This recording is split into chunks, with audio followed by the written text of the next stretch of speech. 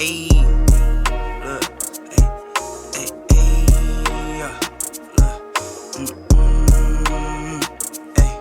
I'm in the lab like Dexter, brand new batch he tested. I'm with all the extras, don't try and bitch, I'm pressure. I'm the type to step on steppers, I'm the type to step on steppers. I'm the type to step on steppers, I'm the type to step on steppers. What is going on, everybody? Welcome back to another episode of the New Media Podcast. I'm your host, Ya. We hope you enjoyed the last episode because, as always, today's going to be an even better episode. I got the whole crew with me. Everybody's in the house today. And, of course, week 9 of the NFL season has just wrapped up. So we'll be doing a little bit of talking about that. We'll go ahead and give our NFL Midseason Award predictions, kind of see where everything's at with the awards, who's going to win, who's going to walk away with some hardware in February. Talk about the Dallas Cowboys and the Philadelphia Eagles matchup and how we should feel about the Cowboys or how we should feel about the Philadelphia Eagles coming out of that matchup. Talk about C.J. Stroud's amazing performance and where he ranks amongst quarterbacks in this league. Biggest surprises, biggest disappointments. We'll do a full-on recap of matchups that we got to touch on, and then we'll go ahead and move on to a little bit of the NBA scene. During last week's episode, as we got off, James Harden did finally get moved to the Los Angeles Clippers. So we'll go ahead and talk about that move for the Sixers and the Clippers. Talk about his debut a little bit as well. We'll go ahead and talk a little bit about the NBA in-season tournament. And then lastly, we'll go ahead and close out with the Milwaukee Bucks struggle since acquiring Damian Lillard. Not all things have been going well for that team and that franchise. But of course, with that being said, temperature check, how's everybody doing? Feels good to get back on track. Win a whole month without getting a win. We finally got a win. Of course, it was against a backup quarterback, but I take my wins where I can now. Man, it's been a rough stretch for the Seahawks. You know what I'm saying? Offensively, you could put us down there with one of the worst offensive teams in these last 3 to 4 weeks. Touchdowns haven't been coming in.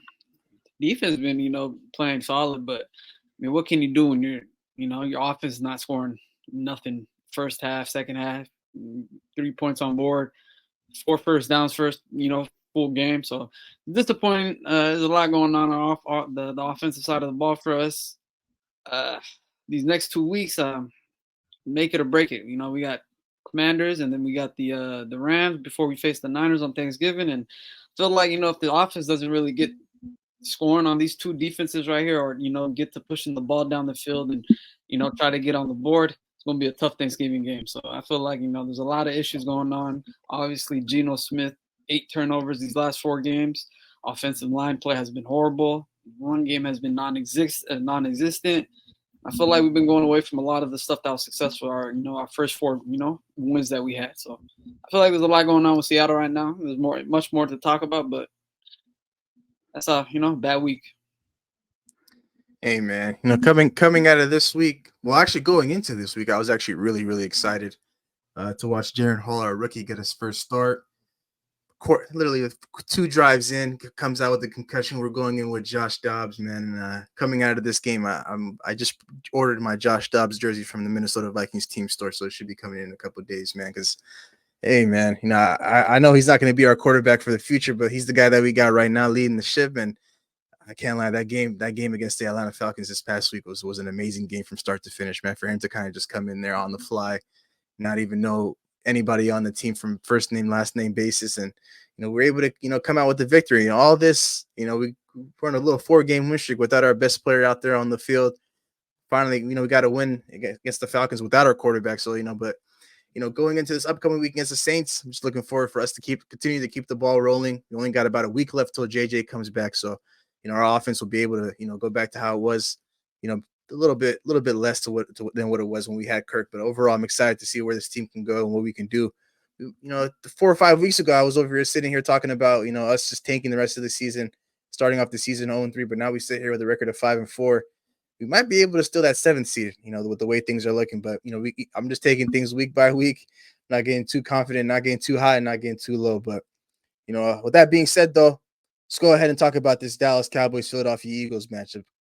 This past week, these two teams went at it.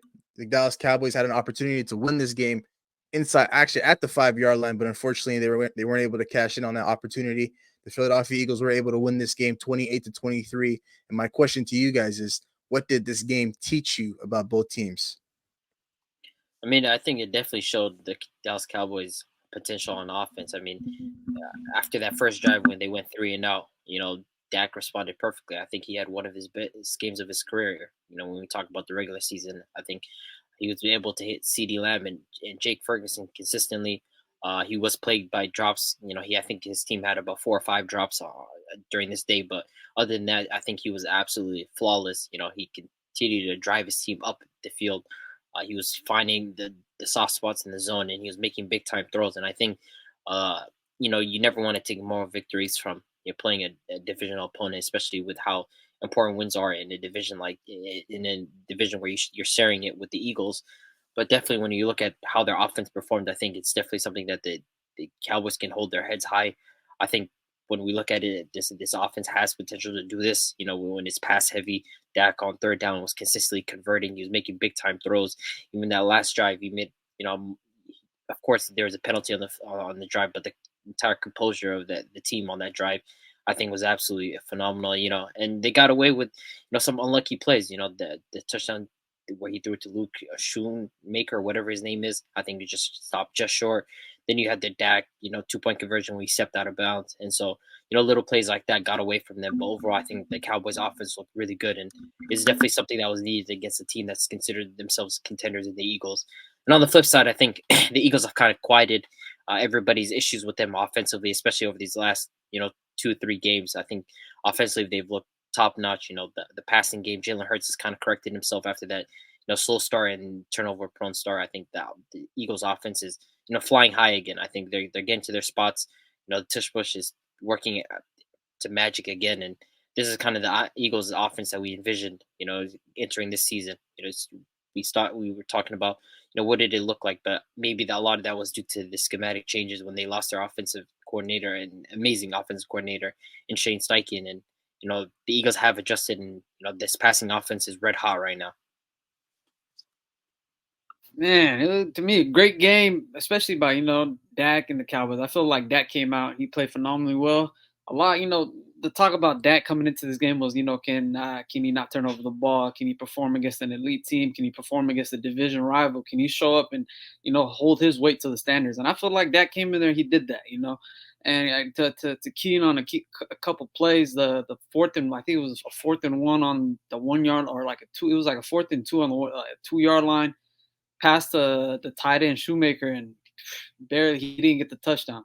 That was one of the calls right there. I felt like you got to convert that in the end zone if you're going to be there. 4 downs, that's 4 down territory. I felt like that kind of switched the game.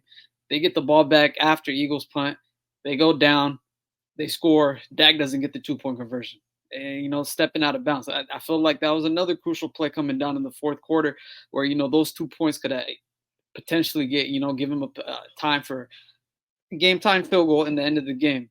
And, the Eagles, they come in, they did what they had to do. And the run game wasn't really much, but he still, after he hurt his knee, Jalen Hurts came back and he was just hooping. Third quarter, I feel like that third quarter switched a lot where they had 14 unanswered points. They came in down 17-14 in the half. And that third quarter, Hurts found his 2 boys. He found Devontae Smith and he found A.J. Brown for touchdowns in that quarter. So I feel like, the momentum switches here and there. And that 4th and 1 on that 1-yard line where they couldn't get that touchdown with Shoemaker, where his knee, it was just by millimeters that his knee was outside the end zone. And it happens, and not getting that 2-point conversion as well. I felt like that second half, they, after those 2 touchdowns, that whole fourth quarter was really, really them controlling the game. And it's just, a couple key plays. Michael Gallup catches a couple ball, puts him in better position. It could have been a different game. So I feel like, to me, Dallas played the better game. I feel like Eagles, they played their type of game that they had to, but Dallas lost the game by having their own mistakes. I don't feel like the Eagles beat them at the game. I feel like Dallas came in there, they played the game they wanted to, and they had a couple key mistakes down the drive. I feel like getting into the end zone, they didn't convert the ball as much as they're supposed to, and I feel like, next time they face them, I feel like that's going to be one of the key components for them to beat the Eagles. Once they get into the red zone, I feel like every drive for them has to be a touchdown. It can't be empty possessions. And that's the thing that I want to key in on. I think when it comes to situational football, that's where the Dallas Cowboys lack at. And that's the one thing I took away from this game, from this Dallas Cowboys team. Dak had a phenomenal game from start to finish, like you guys talked about. But in certain situations, he could have been better. Aside from all of the drops from Gallup and all of his other receivers, I just feel like when it comes down to it, and you need to put your team in position to get a score, and you need to get a touchdown, you need to come away with points, that's where Dak struggles at. And this would have been a perfect opportunity for Dak to silence his haters for a little bit, for maybe a couple weeks until the next big matchup. But I'm not going to sit here and say it's all on him. But this is what separates, Dak from the rest of the guys that play the quarterback position at an elite level. When it comes to, putting your team in positions to win and capitalizing on opportunities, a lot of the top guys do it at an elite rate. They do it at a high level. But for Dak Prescott, that's one of the issues that people always talk about. Him just, number one, is just him just showing up in big games. And this was a big game on their schedule, and he showed up from start to finish. But also, capitalizing on big opportunities. When I think of the situations that they were in, the 2-point conversion, the touchdown to Shoemaker that got called back at the goal line. I can confidently say, we can confidently say that guys like Mahomes and Justin Herbert, Patrick and Josh Allen and Joe Burrow, Lamar Jackson, those guys are probably going to come away with points guaranteed. And we don't really have to sit here and worry, about that. But when it comes to Dak Prescott, that's something that we have to worry about. And but overall though, even though moral victories aren't necessarily a good thing coming out of a loss, at the end of the day, the Dallas Cowboys the one thing they can come away with out of this game is just the fact that they can compete with the Philadelphia Eagles. Every divisional game is going to be tough, whether they're going up against the Eagles, whether they're going up against the Giants or the Washington Commanders. It's always going to be a dogfight. But whenever you're going up against a top team in all of football, you want to be able to show some fight. You want to be able to show some heart. And I think Dak Prescott did that in a very, very hostile environment. They just got to clean up on their situational football, because Jalen Hurts, when he needed to put up points, he was able to do that. We see these other top quarterbacks do that each and every week, but Dak Prescott's inability to do that is what's holding him back right now. But, it looks like he's got one thing down. There's one thing off the checklist, just him performing in big games coming out of that, that Sunday night football matchup against the Niners that we talked about a couple of weeks ago, where he was terrible from start to finish. He was able to bounce back from that. But now we just kind of need him to tighten up a little bit, put some points on the boards and capitalize off opportunities. Because if he gets that 2-point conversion, they don't necessarily have to go for it on, 4th and long to win the game. They can just go ahead and kick a field goal and then roll the dice in overtime. But, a lot of things that they could have fixed up on, they'll probably fix up on when they see this team again down the road in December. But overall, though, for the Dallas Cowboys, like I said, they can come away out of this game, feeling pretty confident in competing with this Philadelphia Eagles team. For the Philadelphia Eagles, man, these guys have been rolling for those last couple of weeks now. I had my questions about their offense to start off the year. Their defense has kind of been a question mark for me. That's probably the one thing that I've noticed these last couple of weeks, that their defense isn't necessarily as elite as it was last year. They've been giving up a lot of points. They've been getting gashed in the run game. They've been getting gashed in the passing game, and their pass defense is where they're supposed to really make their money at, and their front seven is supposed to do their job with all of the top names that they have on that line. But they just really have to tighten up on defense. But with the way their offense is rolling, the Philadelphia Eagles can confidently go into any game knowing that Jalen Hurts will be able to compete in any shootout, against any quarterback. And coming out of their bye week this upcoming week, they got the Kansas City Chiefs. So it's going to be interesting to see, how they go toe-to-toe with the Kansas City Chiefs and Patrick Mahomes. Although Patrick Mahomes' offense right now isn't necessarily the greatest, they do have a very, very elite defense. So it's going to be a tough test for the Philadelphia Eagles and Jalen Hurts. But I'm excited to see that matchup, man. It's a Super Bowl rematch between two teams that went at it last year on the biggest stage, and I think it's gonna be some fireworks. Hopefully, coming out of both teams. Both teams are on a bye going into this week, so next week when they see each other, they're going to be well rested and all healthy and ready to go. I just think, man, those Eagles, the DBs and the safeties. There's been a lot of injuries for them this season as well. I just think they're hurt a lot, man. I ain't gonna lie, man. Reed Blankenship, Eli Ricks, these guys were getting cooked. And CD was taking turns on each one of them every time he went into the slot. And I kind of like this new adventure of CD in the slot, where they kind of switched it up from the first couple of weeks to the last 3 weeks, where he's been playing out the slot. He's been getting, more looks and everything. But to me, these Eagles DBs and safeties, I don't think they're up to par. Badberry, Slay, I feel like they're falling off right now. I feel like that's the part of their team where they can lose games at. And I can see that happening soon. I think we need to show CeeDee Lamb a little bit more respect. And I ain't talking about me and Big H, man. Yeah, we know that there's a guy that hates on it for no reason. I don't hate on CeeDee Lamb. He's a good wide receiver. He's just not in the same class as these guys. Pretty simple. I don't think. How's he not in the same class? What wide receiver too is putting up 191 yards? Out of those top 5 wide receivers, who's the worst in that group? It's Diggs, Stephon Diggs, easy. And is CeeDee Lamb on the same level as Stephon Diggs? Yeah, I think so. He is. Why not? No, Yeah, he's not. No, he's not. I Why think can't we put him? I think Why they're on the can't we same put him- level. The Stephon Diggs, what he's proven over the last 2 years, comfortably better than CeeDee Lamb. Comfortably better. CeeDee not The proven thing is, he's though, not- that's the CeeDee thing. not proven he's a one though. He's on. And you're pace gonna for say, how I know you're gonna say he could be the worst in that group. No, that's just not how What's it works. wrong You with being the worst? have to be on the same level as these guys. Like literally last year, right? Last year we were talking about AJ Brown. You know, he's arguably the worst in this group because it was his breakout year with the Eagles. Now all of a sudden we're having discussions whether AJ Brown is wide receiver 2 in the entire NFL. Like, do you see how But fast it's changed? didn't CeeDee have his breakout year last year? Yeah, but I don't think he was as in terms of like his profile. I don't think he's with a backup quarterback, with the backup quarterback for 6 yeah, but games. then you gotta understand AJ Brown is sharing targets with Devontae Smith. Like I mean, there's a reason. I What's I worse think- though, sharing targets with Yes. with another solid receiver, or having a second string quarterback for 6 think- weeks? I think and for a there's guy no like really, AJ Brown, there's no really second string receiver. So a I lot of the looks is coming to him. A lot of the double teams are coming to him. And the defense are focusing on him more. I think it's worse for a guy like AJ Brown. It kind of tempers his overall yardage, especially for a guy like it's like the same thing as like Jamar Chase if he's sharing the field with a T Higgins. Like Jamar Chase, if he wasn't sharing the field with T Higgins, his numbers would obviously go up because that's just how We've seen Jamar. We've seen Jamar get almost 1,700 yards with T Higgins on the field though. Yeah, but I don't like think it's happening anything for him. Jamar Chase, 1,700 yards. It's kind of crazy. But I think what was his first year? I got His 1,400, first year, his rookie year was like 14. He broke JJ's record. I think last year. Last year was hurt. Well, what is he? He was injured last year. Last year was hurt. What is he? He's in year 3 now. Yeah, I believe so. Okay, yeah. Yeah, year 3. Yeah. But like for a profile like it's AJ Brown, like him sharing targets with like you see when he's relentlessly targeted these last 6 games. I mean, 125 straight in six. Like I just don't see CeeDee Lamb on the same class as a guy like that. But the thing is though, like when AJ complained, right? Ever since that week he complained, he's been getting force fed or he's been getting more targets. Yes or no? Yeah, simple as that. Like you target your best player. A couple weeks ago, when I think it was against the Niners, right? Was it against the Niners? Coming out of that Niners game. Coming out of that Niners game, CeeDee was the same. He complained. And these next 3 weeks, he's been getting fed just like AJ Brown. He's been putting numbers up. Yeah, but he hasn't been doing it on the same level as AJ Brown, though. I'm just saying. No, he has 191 yards. And then what was his last for 6 week? straight games? 11 catches, 147 for 2 tugs. Like you're not gonna sit here and tell me that CeeDee Lamb's in the same class as a Tyreek Hill, as a Justin Jefferson, as an AJ Brown.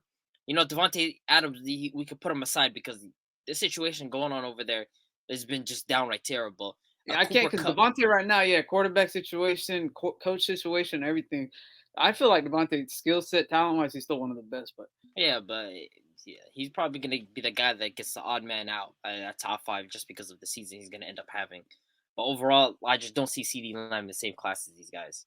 If he ends up the season on a very, very strong note, then we can have a discussion. I don't mind.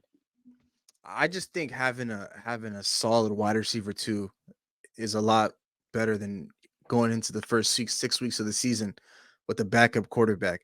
If CeeDee had another guy alongside him on the opposite side of the field, I can only imagine what his numbers would look like. Because when you think about it, do you think, for example, let's say Tyreek Hill, does his yardage change if Jalen Waddle's there?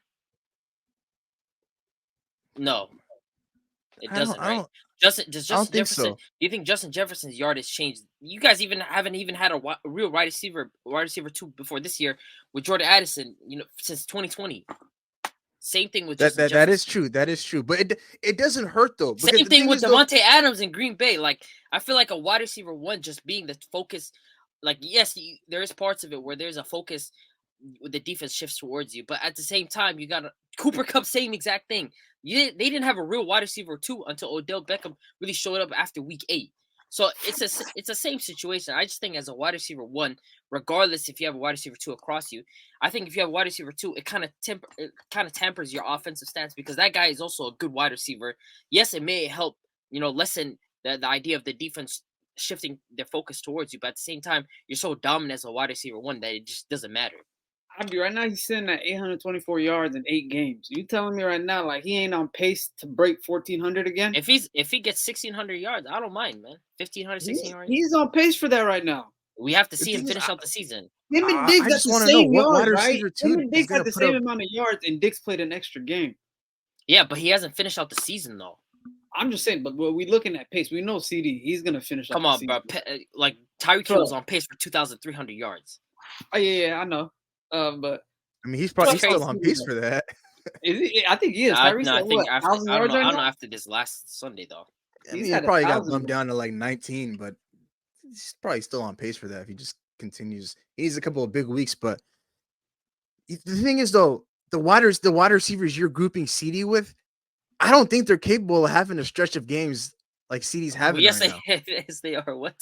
Scary Terry's not wait, capable of doing that. Are The you one talking guy about you the compared wide him receiver to. ones? Or are you just talking No, about not the wide receiver ones. The wide receivers you're grouping him with. Yes. You're grouping CD with. You're grouping him with like Scary Terry, and who else are you grouping him with? You're grouping him with like guys like anything from wide receiver 6 to 10 position. That's who I'm grouping him with. Like anything after wide receiver 6. That's Keenan Allen's in there. Keenan Allen's been having a monster season. Yeah, you gonna group him with Mike Evans and Chris Godwin? Shit, Mike Evans was having a strong season. Get out of here, bro. That's just ridiculous, man. Like Like, it's okay for him to be a wide receiver one, but he could be the worst one out of the group. It's a lot of good ones. Unless you want to throw CD in his own class, then I just don't see him. CD receiver one, bro. You right there with Diggs, bro. No, but the thing is, you're not understanding. You can be a wide receiver one, but that doesn't necessarily make you like an elite wide receiver one. If you get what I'm saying, like for example, Mike Evans is a wide receiver one in the Bucs. That doesn't necessarily say that Mike Evans is a wide receiver one. But CD is a wide receiver one though. CD aside from his role being a wide receiver one. Team receiver, he's a receiver one. It doesn't make him an elite wide receiver one. He's an elite wide receiver one. Is he in that group with those guys? I honestly believe 100% he 100%. He's probably the worst one in that group. I really believe he's in that group with them. I don't believe so. I just can't. 100%. It doesn't hurt being the last guy on the list. No, it really hurts. It really hurts. It doesn't hurt. It doesn't hurt at all, bro. Because the guys you're in that group with are legit, there's like stupid elite. Because you remember last year, right, when we were having a discussion about top 5 wide receivers, every single one of those guys, they had an argument at being number one. Did they not? Maybe outside of Stephon Diggs, right? Each guy had qualities that you could say maybe they were a wide receiver one. Especially the top 3 guys. You looked at Devontae Adams' skill set. You look at Justin Jefferson's skill set, Tyreek Hill's skill set, Cooper Kupp, Jamar Chase. Every single one of those guys, they had an argument of being wide. They could be wide receiver one. You're not gonna sit here and tell me CeeDee Lamb can have an argument at that. It's just not happening. Now, if CeeDee Lamb finishes out the season, right? Finish out the season strong, yes, we can have a discussion. But I just don't see it right now. My brother got 8 games. I think he got 9 games left, brother, man. He had 830 yards right now. Let's see how he finishes out the season. We touching 1,500 yards and 10-plus touchdowns, and then it's going to be, he has to do it again next year. And it's like, why does he have to do it again? He just proves to you back to back. No, if he does it this year, he could be wider. He could be in that class. I guess only time will tell with CeeDee Lamb, man. You know, even coming off a 191-yard week and a touchdown. But did he score this past week? I think he did. No touchdown this week. No touchdown? 191 yards is still an amazing day. We'll just have to revisit this conversation. But let's go ahead and move on to C.J. Stroud and his wonderful performance against the Tampa Bay Buccaneers at home. C.J. Stroud threw for 470 yards and 5 touchdowns. I believe he had the most passing yards for a rookie. 5 touchdowns, no interceptions. Led the Texans on a game-winning drive touchdown. I believe it was Tank Dell who scored that game-winning touchdown. You know, C.J. Stroud is having an amazing rookie season. He's having an amazing rookie campaign in comparison to all of the guys that were drafted with him. You know, how comfy are we putting him into the top 10? Pretty comfy. I'd probably have him around like 8 or 9 in terms of quarterbacks that I think that are better than him, like around 8 or 9. Because if you look at the league play in terms of the quarterback play, I think after 7 is really where like there's a talent drop off, like a major talent drop off. You know, you have your Mahomes, you have your Josh Allen, you have the Burrows, you have the Lamar Jackson, Jalen Hurts, you have Trevor Lawrence, and you have Justin Herbert. After those 7 is where it takes a deep dive in terms of the quarterback play. You know, there's where the Tuas, the Staffords, the Kirk Cousins kind of show up. You know, the Jared Goffs kind of show up, the Geno Smiths kind of show up, and then Like there's like a huge just gap between that 7 through 10 spot. And I have no problem with having CJ Stroud around 8. I think he's they found their franchise quarterback, especially for a franchise that outside of Deshaun Watson have always struggled to find a franchise quarterback. They've struggled year in year out. They had years where it was Brock Osweiler, they had Tom Savage, they had a bunch of just guys starting at quarterback. Brian Hoyer, like they've struggled a lot. Davis Mills. Yeah, A whole Davis lot Mills. of guys. You can keep naming quarterbacks. I think they've had the most starting quarterbacks like ever. Since like 2014, especially since 2014. But CJ Stroud's just been absolutely phenomenal in his rookie campaign. 14 touchdowns, 1 interception. I think the biggest thing for him has been just protecting the football. I think he's doing a really good job of being aggressive and throwing in this offense. And I think D'Amico Ryans did a fantastic job. A lot of people had criticisms about why would this team try to go out and get a quarterback and a pass rusher in one draft. They traded away those high picks for next year, to get their guys, and it's been paid off majorly. They've done a great job of empowering CJ Stroud, put him in position where he can succeed. And so I think in terms of where I'd have him, I have him about 8, and I have no problem with him having him 8. I think 7 guys ahead of him are better and they have more, have a better resume in terms of how they've been in this league. But I think comfortably I have CJ Stroud around 8. To all you future quarterbacks coming into this league and you doing your combine and everything, and these guys ask you to take an IQ test, tell them fuck off. It don't mean shit. It don't mean nothing. All right, CJ Stroud scored the lowest, and we see what he's doing right now in the NFL. So people that be before the draft saying that CJ Stroud wasn't there, not in the right mindset, but wasn't smart enough to be a quarterback in this league, and they were basing it off a computer test where they ask you a bunch of whole bullshit questions that don't even relate to football. So for me, from the jump, I've always been a CJ Stroud fan. I'm happy with what he's doing, but to all the haters, to everybody try to downplay his game even before him even touching the field, it was a little annoying to see. People were mad that he didn't show up to a quarterback camp and that he didn't want to, and that he was going to practice on his own. And people are like, "Oh, he's this type of person. He's selfish. He's this and that." But it's completely different from what we see in him in this Texas, uniform, and the way he's been performing, the way he's been playing, the way he's been leading this team as a leader and as a young quarterback. To be a rookie, to be leading this team to wins like this is crazy. And to talk about the top 10, I do believe he is top 10, probably 8, top 7. He's up there. 6. Wise, 4-3 right now. The Texans' record right now, yeah, they're sitting 4-4. Young team. Brother, your mic. Let's get that fixed. No, this just sounds very muffled. 1 second.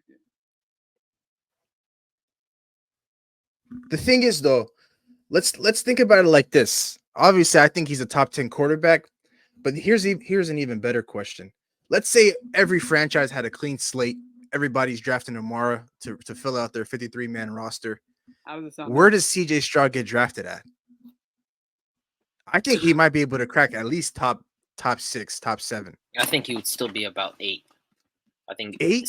The 7 guys ahead of him, I think the teams would. Resumes aside, just every franchise is looking to build their team through this player pool draft. And the quarterbacks have their current skill set, their current talent level. Yeah, current skill sets and everything. I think he would still be 8. Top 8, yeah, top 8. I think the guys ahead of him. We go through what? We go Patrick Mahomes, Justin Herbert, Joe Burrow, Josh Allen, Lamar Jackson, Josh Allen, Jalen Hurts. Trevor Those are like 6 locks, right? Trevor Lawrence. Can we confidently say Trevor Lawrence is getting drafted ahead of CJ Stroud? 100%.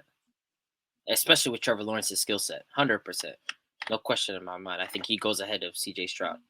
I think in terms of what it's just overall, when you look at his skill set, I think, yes, the Jaguars offense there's a lot left to be desired, but even then, I think Trevor Lawrence is just a fantastic quarterback. And I think when we look at his skill set and his overall profile, even before, if you ask this question, even before he was his rookie season, he would still probably go about top 7.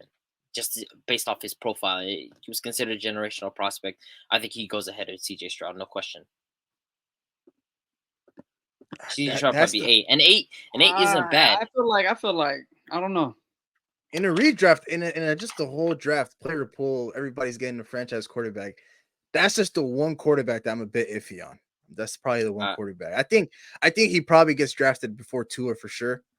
But Trevor Lawrence is just the one. 100%. 100%. I mean, that's no knock. Tua But, will go like 17, 18. No, Tua is legit going. There's not 18 Mike McDaniels in the league. So I miss me with that. You got Mike McDaniels. You got Mike McDaniels and you got Kyle Shanahan. There's only 2 of them in that 32-man draft. Brother, man, both of them. We're not sitting here and calling Tua a system quarterback. You give Mike McDaniels and Kyle Shanahan top 10 picks. 2 of my fault. You better hope he lands at the Dolphins. He might fall below 20. Nah, man. I think Tua is definitely going top 10, but CJ Stroud, and for me, I've been thinking about it. It's just really between him and Trevor Lawrence. I don't know, man. CJ Stroud's just been amazing so far, and I think when you compare him to Trevor Lawrence, resumes aside, and you just compare skill for skill, I really believe Trevor Lawrence. Trevor Lawrence. Wait, we're talking about just skill set. Trevor Lawrence can go bar for bar with anybody.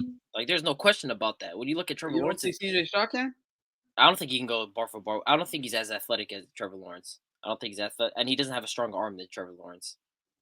He's a way better accuracy passer. Yes, but the thing is, his deep ball back actually but his deep ball accuracy, Trevor Lawrence has been the best in the league this year as well. No, I'm just saying, no, I'm not. Yeah, it's good. Don't get me wrong. CJ Stroud's not bad. But I think, like, when you look at it like a prospect like Joe Burrow, like Trevor Lawrence, I think, like, prospect wise, just his profile, it's dead ass like top 3 in this league. Like, it's just profile. You look at his skill set, what he has. Now it's after that, it's really just application. For the Jaguars, but I think for me, man, leadership, clutchness, last minute drives. I mean, all comes together, and I just feel like we're grading. I think skill set wise, Trevor Lawrence. We're grading CJ Stroud and Trevor Lawrence off a 10 category, topic. I think CJ Stroud outscores him. I don't know about that. I'm not gonna especially when you look at what makes a quarterback, like, just skill set wise, like outside intangibles. I think Trevor Lawrence. Like, for me, watching CJ Stroud in the pocket and just being under pressure, and him taking care of that pressure without, like, as a rookie coming into this league this young, he's picking up pressure like that and adjusting to it that quick. It looked like he's a 4 or 5 year veteran in this league. Like, he's been playing in the NFL for 5 years. Hey, CJ Stroud's an absolutely phenomenal player.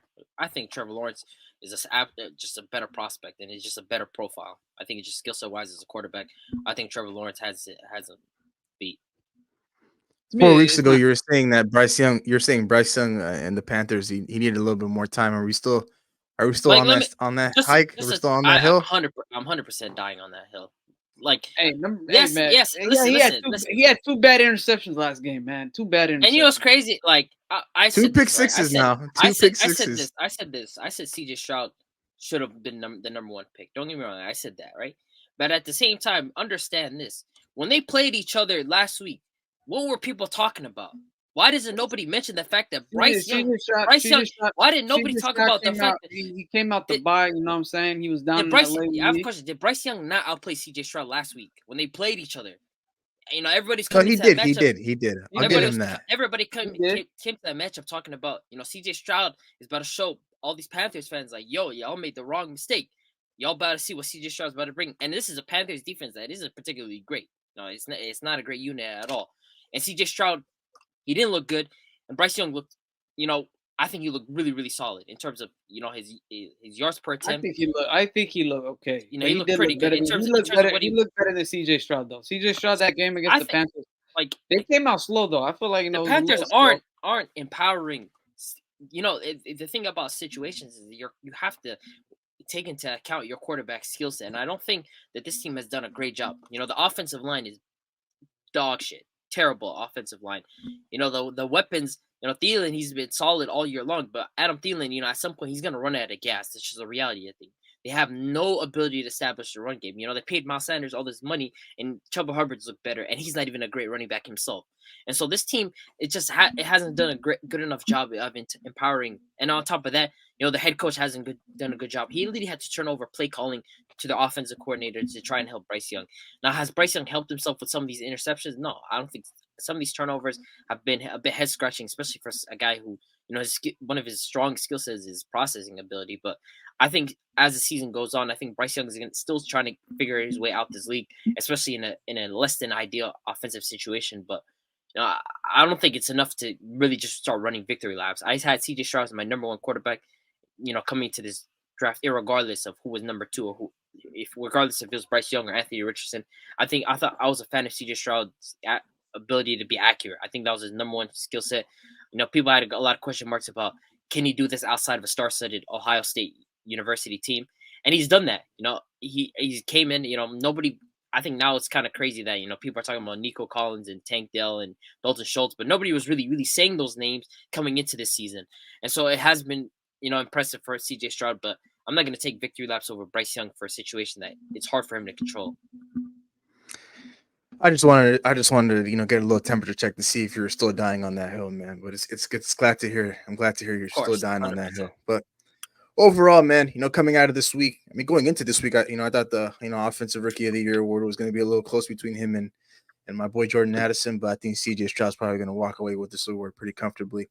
And speaking about awards, let's go ahead and move on to these midseason awards. Let's see where everybody's at. Let's go ahead and start off with the NFL MVP award. I think we can all agree, even though there's no clear-cut front runner right now, I think we can all agree it's Lamar Jackson. Yes, I have Lamar Jackson, big trust, as the MVP, sitting at 7-2. The two best teams are two of the three best teams or four best teams, whatever you want to say, in the NFC. And they were, coming in hot. He played the Detroit Lions. Absolutely, they got gashed. They got pounded. And then he played the Seahawks. Both of those teams, the Ravens have beaten them by a margin of 75-9. That's like unbelievable when you think about it. And, a lot of people are going to say, Lamar Jackson only has 9 passing touchdowns, but the situation that he's putting his team in, Gus Edwards and Keaton Mitchell and all these guys have just been eating like dogs with Lamar Jackson. They as soon as they get to the red zone, they run it. Lamar Jackson has really been bringing this team to the red zone. Their efficiency is off the charts. He's the league leader in completion percentage. He's third in QBR under pressure.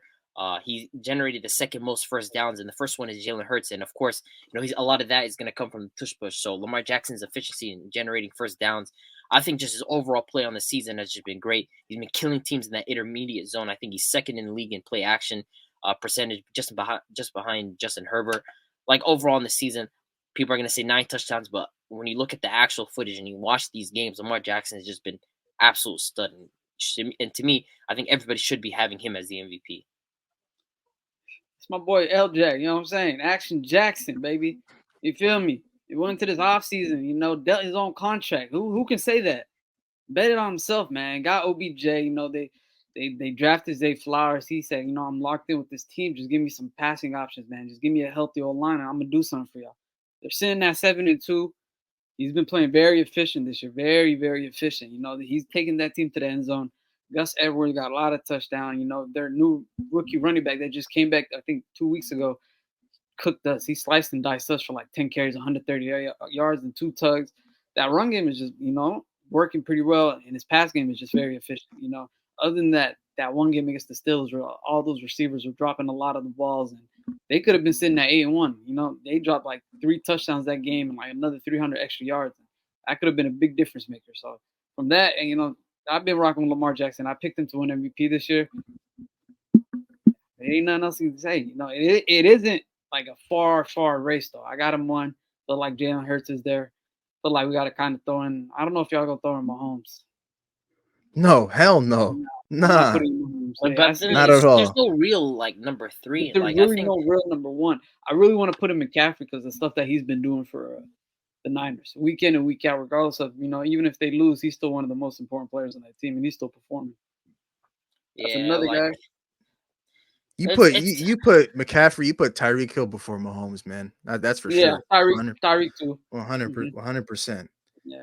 But I really feel like the NFL should move off this this narrow base field that they have with quarterbacks every single year for MVP award. I feel like it got to be broadened. I feel like every year cannot be a quarterback 24/7. Obviously, one of the most important pieces to the team, but every single year it's the same thing. You know, one quarterback's going to be much better than all the other quarterbacks, and that quarterback's going to end up winning the MVP award usually. So, well, you know, they got to look at some other options and see what it is. I think the way you fix that is you just take away offensive player of the year because that's how they reward That's all how the they other reward. skill positions. Yeah. But yeah, you know, for me, obviously, I'm not even the biggest Lamar Jackson fan, and I wouldn't sit here and lie to you guys and say that. But you know, even when I think about Lamar Jackson this season, I think about what Stephen A. Smith said on First Take, saying, "Are the Baltimore Ravens getting their money's worth?" And meanwhile, there's a bunch of highlights of wide receivers dropping passes coming out of that Steelers game, and next thing you know, he's saying things like, "Nah, they're not, the Ravens are not getting their money's worth." And even though coming out of that week, he was the best quarterback in the loss, which is pretty crazy. But you know, for me, I think it's even though it's not like a clear cut front runner for this award, it's Lamar Jackson 100%, man. Because we actually sit here and we watch these games from week to week, and even though the stats aren't necessarily the craziest, Lamar Jackson is pretty much putting his whole team in positions to succeed. And the defense has been balling out. The defense has been amazing. We do have to give credit on that side of the ball. They've been doing an amazing job. But Lamar Jackson is also doing his part. And he's doing his part and more. And so I got to give him credit there. That was the one thing, coming into this season, I was sitting here and questioning whether or not he's going to be able to uplift his offense, with this new offensive coordinator, with all these new toys that he's got and the contract and all that stuff. But he's done far. He's done a lot. He's done a lot more than what I expected, and he's been taking the baton and running with this. So I got to give him credit there. And then, I do want to talk a little bit about this Ravens team, though, as we talk about these awards, man. Can we sit here and comfortably say they're the best team in the AFC? Are they the team to beat? Yeah. I wouldn't say that. I wouldn't as say it that. stands now, because I mean, look at the Chiefs' offense, and you two brought up a good point 3 weeks ago, like when we were saying, like, is this really just how the Chiefs' offense is gonna operate? It's easy to say Mahomes is gonna uplift this team, but as it stands now, this offense just it just doesn't look good. It doesn't look inspiring. Of course, defensively, they've just been absolutely phenomenal. They've been playing great on that end, but week in and week out, when we're watching this offense, it just doesn't seem like things are just getting better. It seems like a lot of the offense is remaining stagnant. Like the wide receivers haven't been good. Travis Kelce and Taylor Swift isn't there, hasn't been good. I mean, the entire offense in of itself just hasn't been what we were expecting it to be. And so I think as it stands, like when you look at it, the Ravens are the biggest threat to take down the Chiefs. To take them down for being. Hey, Joe Shiesty, man, relax. Of course, he's always going to be a thorn in Mahomes' side. He's going to be a thorn. But just know. We said let that leg heal up. We said let that leg heal up, and that team's coming back. Well, you know who owns that AFC North, bro? It's going to be the Ravens, man. Trust, man. It's going to be the Ravens. I'm a big Lamar fan. Joe Shiesty, they're gonna take down. They're gonna take them down. Because y'all remember last year in the playoffs, if they had Lamar Jackson, man, I ain't saying too much, but if they had Lamar Jackson, you remember that 1 yard fumble? They took it 99 yards to the crib. I'm just saying, man, that was a close game. That was heated. They had Lamar Jackson 2.0. They had Lamar Jackson 2.0. Come on, bro. No, they had the Walmart version of Lamar, man. Come on, bro. It finally caught up to them in the end. I feel like it's the Bengals.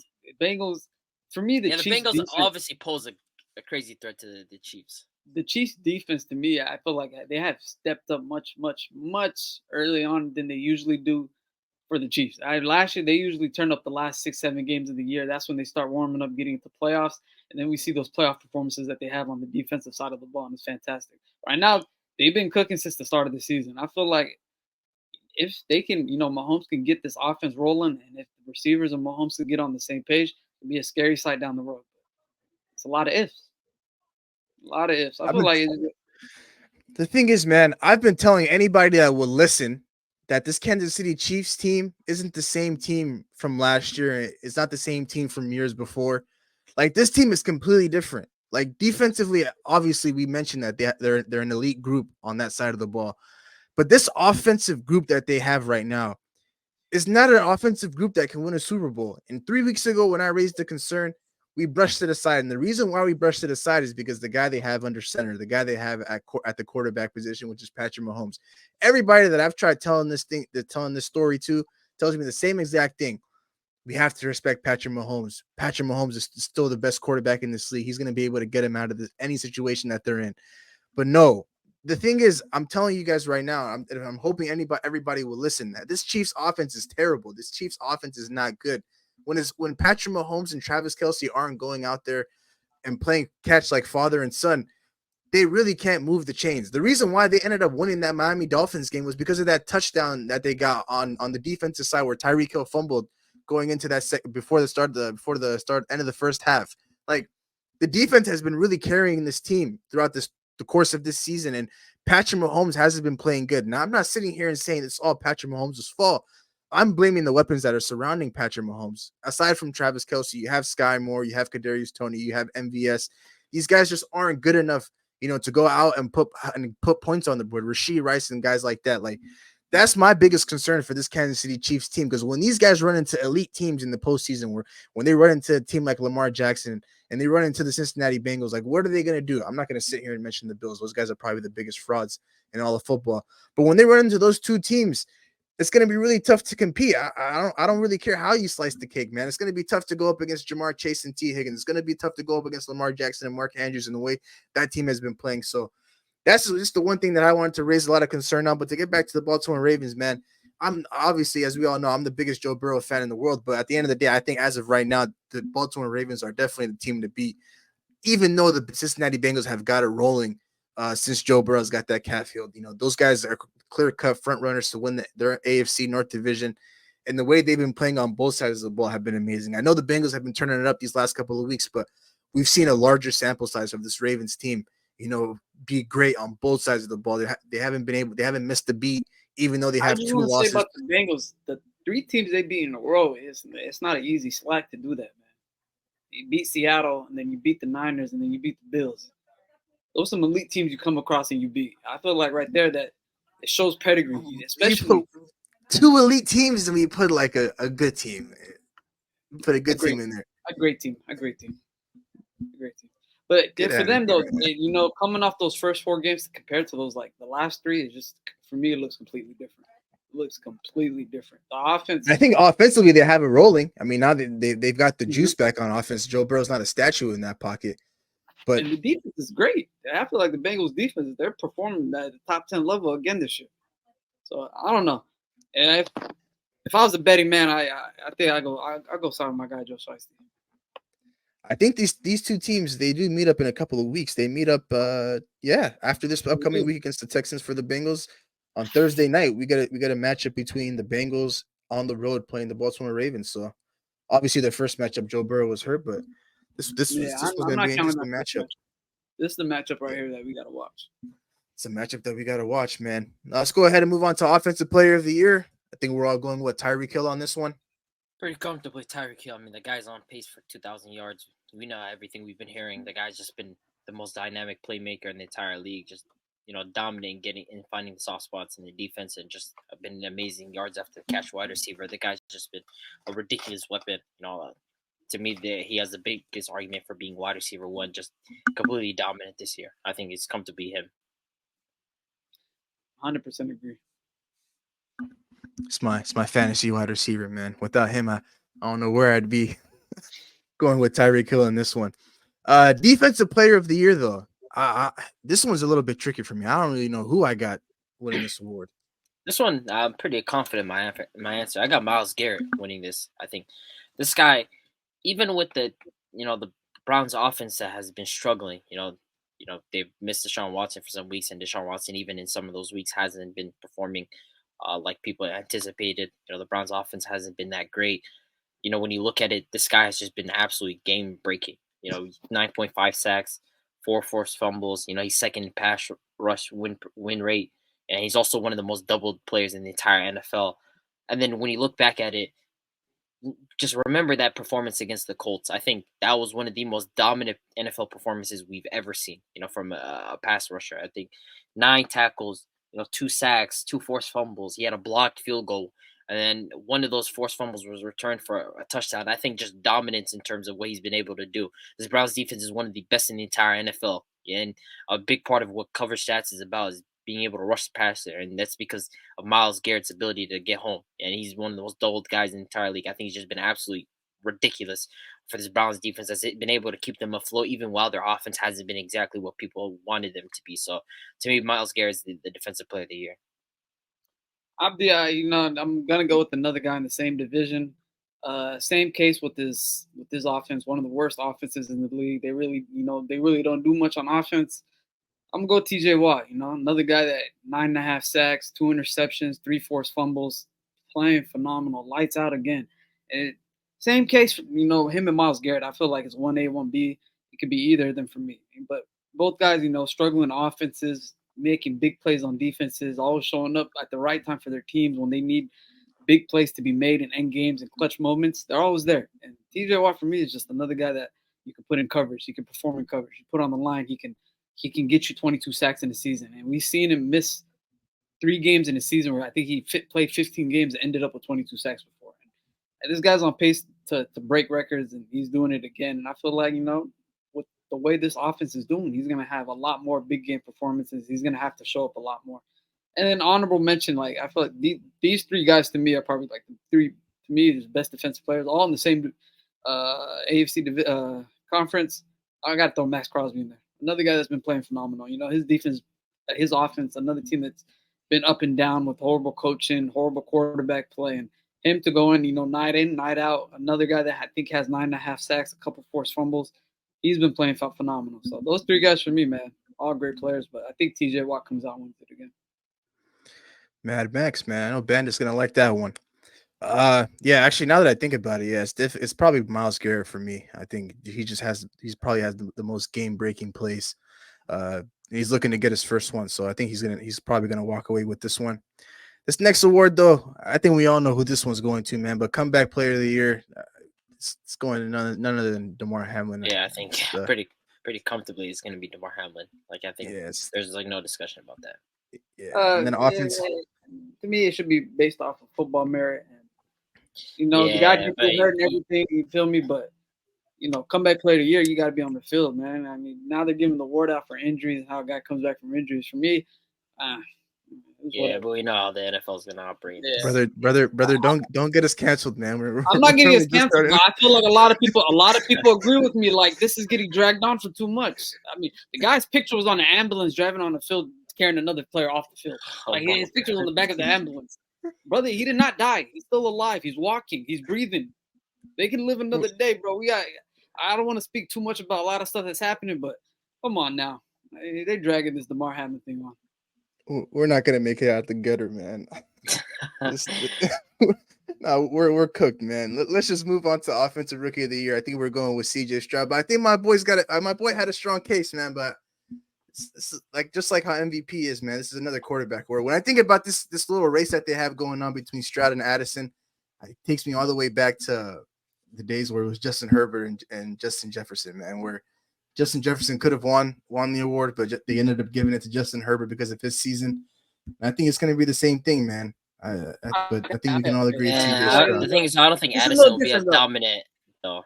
It's a little different, though. JJ was pretty dominant that rookie year. I feel like Jordan Addison is not dominant. Not is it JJ dominant? No. Is it JJ? I wouldn't go as far as to say JJ dominant. I definitely wouldn't say that. Because I see CJ Stroud compared it to Herbert, especially after his 5 touchdown, 470 yards. I think the gap is just so wide now. Why? 14, pretty wide. Not gonna lie. 14 touchdowns and an interception. 14 touchdowns, 1 interception. Yeah, that's crazy. Single game rookie record for passing. I think that kind of wide. Touchdown right there with 46 seconds left on the clock. Yeah, and that's gonna be a moment that they're gonna look back on. That's Aaron Rodgers-esque. Yeah, that's the moment they're gonna look at, man. Hey, man, my guy got a moment too on Monday night against the Niners. But nobody's gonna think. Nobody's gonna think about that moment, bro. Hey, Addison's been cooking though, and it goes back. You're not gonna think about that, bro. Yo, you heard this guy? No one's gonna think. Damn, you remember that Jordan Addison touchdown? Nobody's gonna remember that shit. But I'm gonna remember, CJ Stroud touchdown to Tank Dell for the game, 100%. I said that's just some hater shit right there, man. But I can only imagine what Addison's numbers would look like if Kirk Cousins wasn't injured, but it is what it is. We're going CJ Stroud with this one. Defensive Rookie of the Year. Who do we got? This is a pretty interesting one. I think, y'all know my pick. I've been tackling between two of these guys, or juggling between these two guys. I've thought about Jalen Carter and his impact in terms of generating pressure and stuffing the run. I think he's been a hugely impactful, rookie. I don't know why the NFL let him go to the Eagles, but now I'm gonna go with Devon Witherspoon in this. I think ever since that Giants game, I think he's just been having a great rookie season. That game he was just absolutely game breaking. 2 sacks, the 97-yard pick six. I think he's just been great. 5.4 yards per attempt allowed. In terms of his coverage, I think only 2 cornerbacks are better in that regard. I think overall, in terms of just him being a corner, he's been one of the better in the entire NFL. And I think that's the reason why he's a big reason why that Seattle defense has been performing, at a high degree. And he's my pick for it. But if someone said Jalen Carter, I wouldn't be mad. I think Jalen Carter's been having a great rookie season as well. Yeah, Witherspoon, ever since he came in after those first 2 weeks that he was injured, and he just hopped right into that starting lineup, he's been playing phenomenal for us, man. He picked six, the sacks, the coverage, the hits, and just everything. To me, we don't speak about Woolen no more. It went from Woolen last year to Yeah, I'm not gonna lie, Woolen. Yeah, but this is the thing I want to comment on though. Woolen's been playing fantastic. Like he hasn't been getting targeted much at all. Kind of getting cooked by 38-year-old OBJ though. Crazy though. Getting cooked by OBJ. He got routed up. Hey, I blame that. Probably the mental is down. We're down 34 points in the fourth quarter. We ain't put shit up on the board. That guy been on the field 30 minutes out of the 35 minutes of the game. He's probably dead tired. He gave up. But, people say, oh, Woolen. He's been having a fantastic season. I don't think there's been not much quarterbacks really targeting him like that. They haven't been going to his side. He's been playing great. He's been tackling. He hasn't been missing his, anything. But OBJ getting cooked by him in the end zone with no ACLs is tough. You got to redeem yourself for that. You can't let that happen. But for me, Witherspoon coming into this, and I was raved about his tape coming from Illinois, man, how big of a hitter he was. He wasn't scared of contact. He was, and it shows him playing in this. He's not scared of any type of contact. And that's the type of player we need. We need an aggressive type guy, a guy that's physical, ready to go at players, and can play coverage. So, shout out my guy. And Jalen Carter, another guy that we did pass on. I felt like even if he did play for Seahawks, he would have been a phenomenal player for us too. The stuff that he's doing on the Eagles, I feel like him coming onto the Eagles, he's already became one of their best D tackles, and it shows. Obviously, their front seven is phenomenal, but him fitting in and proving that he can be the lead of the lead on that team, he deserves a chance to win this Defensive Rookie of the Year award as well. Did you feel like he got robbed last year in this award? It was between. I wouldn't say he got robbed. Sauce had a fantastic season. I feel like it was a little more gassed up because it's New York media. But if you put Sauce's season on any other team, I still think that he deserves it to win. Crazy because Sauce is having even better season than he did last year, and he was pretty damn good. He's having a better season, and it's quiet this year because people really don't see it. Like now they're like, "Oh, where's the defense, bro?" You can only feel sorry for them, man. Yeah, that's another shit kills me, bro. They play defense, brother. Get back on the field, dude. It's like, yo, I just picked up my water bottle. I gotta get back on the field now. It's tough for them, man. Tough, bro. And I know they're frustrated because it's 9 weeks into the season and they really haven't came on playing like that. Robert Saleh grew a beard, man. Hey, yeah, that's crazy. That brother's stressing, man. But the thing is, though, I blame him a little bit because he's living and dying on that Zach Wilson hill, man. Hey, and that's what I'm saying. He's living on it. So. He's getting gassed by the Rodgers 50-yard throws in practice. He thinks Aaron Rodgers coming back Thanksgiving break, man. Relax. That's over, bro. Nah, he really thinks Rodgers coming back anytime soon, man. But yeah, it's either between Witherspoon or Carter. I'd probably go Carter just based on not Carter. I'd probably go Witherspoon just because of the more impact that he's had. But either or, they're the two front runners for this award. And the last award on this list, Coach of the Year. This one can go to a lot of guys. Yeah, but I think just because of how dominant their team has been since the season started, I think I'll go with John Harbaugh. I think just overall, the team has just been fantastic. He brought in a new OC to revamp the offense. We had our criticisms against Greg Roman, and when you look at this Ravens team, start from defense to offense, they've just been playing lights out. Other than the hiccups like in the Steelers game, and maybe against the Colts, overall this team has just been absolutely fantastic. And a big credit is due to John Harbaugh. He identified that they needed pass catchers for Lamar Jackson. They needed a new OC to start exploring Lamar Jackson's strengths as a passer, and they've done that. So I think to me he would be the front runner for the Coach of the Year. I'm gonna agree with you on that. I don't got to speak too much on it. I do think they have the best record. Their defense is showing up. Offensively, they're showing up. But I do want to say two other coaches. I think Doug Peterson and the Browns coach is Kevin Stefanski. Yeah, Kevin Stefanski. I think those two coaches, Doug Peterson, sitting at 6-2 right now. He's coaching Jack's team phenomenally well. You know, Trevor Lawrence is playing great. Etienne's playing great. Ridley's going up and down. He hasn't had that consistent of his season, but he's still getting used to the offense. He's still getting fitted in. And then you got Christian Kirk, and he's another guy that came in that they paid last year. He's playing phenomenal. His defense, it's another defense that's low-key been going under the radar. And there's been a couple games where the Jags haven't been scoring a lot of points, and the defense has been stepped up. They've been, holding opponents to not score. They've been, keeping the boat afloat. So Doug Peterson, I got to pay some respect to. And then Kevin Stefanski, man. Losing Nick Chubb, Watson missing a couple games. Offense is really not in the groove, going through multiple quarterbacks.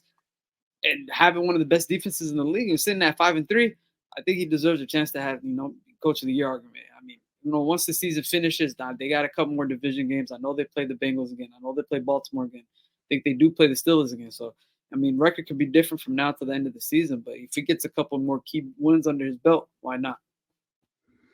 The thing is, when it comes to this Coach of the Year award, you kind of have to have the story.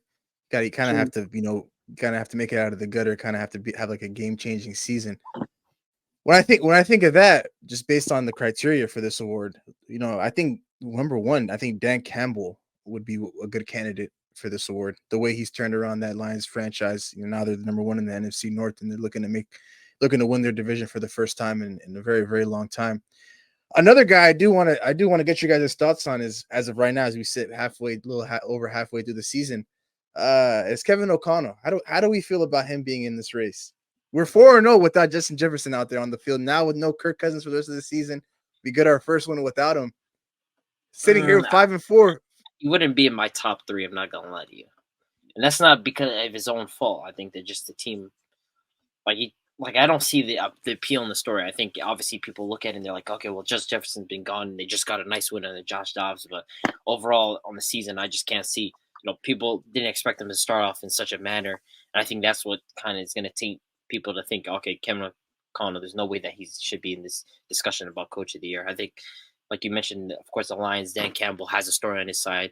I think Mike McDaniel is an underrated shout for this award. I think when you look at what he's done with this offense and their ability to just be so explosive, he should be someone that's in discussion for as well. I need that signature win from him, though. Man. You do need a statement win, though. So yeah, all these wins, but with teams under 500, don't move me, man. At all. And that's what I said at the beginning of the season about the Dolphins and the Tua at the beginning of the season. I'm sorry, it's a plug-in. It's there. I'd be through alley-oop. I have to catch it. We said this about Tua in Miami beginning of the season. We need this. We need that W, that big W. And it's been 3 games. It's faced 3 teams: Kansas City, the Eagles, and the Bills, and they haven't came out with one. That's very true. I mean, I wasn't necessarily going to go there with my next statement. I was going to more talk about the Vikings. To think about it this way, what does my guy Kevin O'Connell have to do in order for him to walk away with this award? Because you think about it, I can't lie. I think he's kind of cooked, bro. There's just no way. How is he cooked? I don't think. What if we make the playoffs? You guys aren't gonna generate enough wins, bro. Like, just stop lying. What if we win enough games to make the playoffs? 4-3, right? Yeah, 5-4. We're the 5-4. We're the 7th seed right now. Okay. Like, what more does he have to do? Does he have to win the division? Does he just have to clinch a playoff spot? And you wouldn't have a better story than the Lions. And the Lions are the front runners for the division. How would it be a better story? You lose Kirk. You lose Kirk for literally. No, but then they wouldn't win the division, though. That's my point. They're what? They're 2 games just back, making the playoffs with Josh Dobbs is not impressive. No, that's not a better story. Like, they don't reward. Okay, cute. They're not gonna say, "Wow, that's cute." Like, you guys are the 7th seed, Josh Dobbs. They're gonna be like, "Oh well, Dan Campbell Liddy came into this team. They literally were terrible their first year. Last year they showed improvement, and now they're winning the division." Dan Campbell has a story. But they're 2 games behind Detroit. It's like the same thing why Kevin Stefanski won. It's the same thing why Kevin Stefanski won in 2020. The Browns have been historically trash franchise. He came in, they go 10-6. They go 11-6. They're like, okay, this guy turned around this trash franchise. Same thing. That's fair enough, man. I still think, I think we got a fair shot. I'm not gonna lie. No. It's still a chance because, like I said, storyline. No Kirk Cousins. JJ out for 4 to 5 games, and you're sitting at 5-4 with who? Joshua Dobbs came in. He didn't even know the playbook. The guy read it upside down and made some plays yesterday. I mean, who else can you say like that? It's the coach. Coaching Josh Dobbs like that. You got to pay. You got to pay that. They can next 2 to 3 weeks, if they continue this win streak, they could be sitting at 7-4. They could be sitting at 8. Bro, they have Josh Dobbs, bro. Just keep that in mind. All All it takes is 2 losses, and this discussion is over. Josh Dobbs can't really say that. Hey, first couple of weeks he was competing in Arizona, and then the next 3 weeks, what happened? No, but with nothing though. He had nothing. The next 3 weeks, we saw what happened. It's like you show up to a gunfight with empty bullet rounds, and then you go to a team where got some ammo. You got some pieces, man. We got some heavy hitters. You got. I mean, the thing is with my team, as before we move on to our biggest surprises and biggest disappointments, I just kind of take this thing week by week, man. Obviously what Josh Dobbs did was amazing, but I can't get too high, I can't get too low, because 4 weeks ago I was just sitting here telling you guys I want the season to be over. So, I think the only way my guy could possibly win it, now that I think about it, would probably just be overtaking the Detroit Lions and winning the division, knocking them back down to a wild card spot. But I guess we're just gonna have to wait and see on that. But aside from all that, let's go on to biggest disappointments and biggest surprises coming out of week 9 of the NFL season. I think the biggest surprise to me was the Houston Texans. I think the offense just like that caught me off guard. Obviously, we have been talking about and raving about CJ Stroud the entire season, but just overall, just to have a dominant performance like that, just like I was in awe. Like that last drive, like that. Not many quarterbacks really can be in that position where you have 50 seconds, you have to drive up the field, you have tanked down Nico Collins, and you start making big play after big play after big play. And that's what CJ Stroud in that game. They went back and forth with the Bucs, and sometimes as a quarterback you're going to be involved in a shootout, and this was his first major big shootout, and CJ Stroud performed at the level. So that was the biggest surprise to me. The biggest disappointment far and away was the Seattle Seahawks. No question about that in my mind. I mean, you're attempting to make a statement as an NFC team. You're on the heels of a reeling 49ers team that have been struggling. They're coming off a couple losses. Their quarterback hasn't been playing well. This is your chance to kind of seize the division, kind of make a statement. You lose to the Bengals, who's a very good team. And then now, you go up against another AFC North team. You have a chance to make a statement, and you get absolutely pummeled. Your offense is still struggling, still reeling. And there's no proof in the pudding showing us, there's an uptrend, that there's something going to be changed. So to me, them just being absolutely gashed was the biggest disappointment of the week for me. For me, biggest surprises, really not much. CJ Stroud almost thrown for 500 yards and 5 touchdowns. Biggest surprise that they had a running back kicking for them. Y'all see that? Yeah, they did. He made a field goal. I think he made a field goal. It was an extra point. I'm not too sure what it was. Might have been a field goal. It was a field goal. It was a field goal. 26-yard field goal. Yeah, that's crazy to me. Hey, they had no backup punter, backup kicker, or anything like that. They just, hey, running back, come kick the ball. Disappointment, my Seattle Seahawks. We mustered up 3 points. We mustered up 4 or 5 first downs, and I think 3 of them came in the first half. To me, offensively, our offense is completely nasty. Everything's nasty. We're going away from what was working the first 4 weeks. We're going away from middle of the field. We're going away from play action passes. We're going away from the run ball. We're passing the ball first downs now, and it's not even like real plays that we're really making it work. There are a lot of out routes and forcing Geno to make throws in tight spaces where receivers are not getting, they're not breaking off the routes, and it's still cornerbacks on coverage. There's a whole lot going on. Geno and Shane Waldron, they gotta low key, get back into the office and start. Get back to the books and studying. We got to go back to what works. Even last year, we opened up the playbook. We had the play action rolling.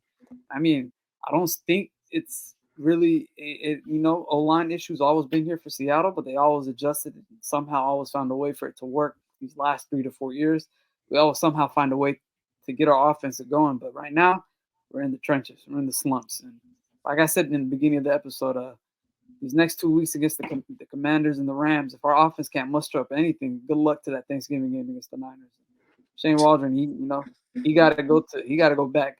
He got to watch a lot of film these last 4 weeks and compare it to what he was doing the first 4 weeks of this season to what we coming off our bye. So a lot of issues going on. I don't like Kenneth Walker getting 3 to 4 carries and him being non-existent on the offense. You said last week it was an injury thing. I said whatever. This week, I know damn well it wasn't an injury thing. Him being on the field for not that much possessions is not great for our offense. And then, DK, him and his target share ever since week 4, it's just been going down. every single week. It's been going down big percentages. It's coming down from 70 to 44 to 29 to 21. He's not even getting looked at that much in the offense anymore. So, I mean, we got to find our big guys. We got to find our big players. We got to give the ball to our playmakers. We're not doing that right now. I'll go ahead and start off with the biggest disappointment of the week, and I won't beat up on your Seattle Seahawks.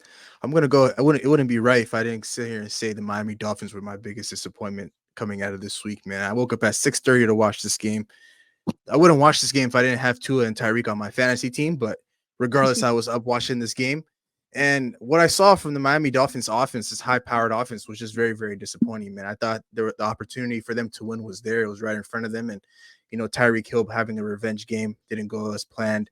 And just Tua overall. I think the one thing that I do have a question mark about Tua is just the fact that, each and every game, even though it doesn't matter, win or loss, there's always a couple of errors that he makes, a couple of throws that he probably wants back.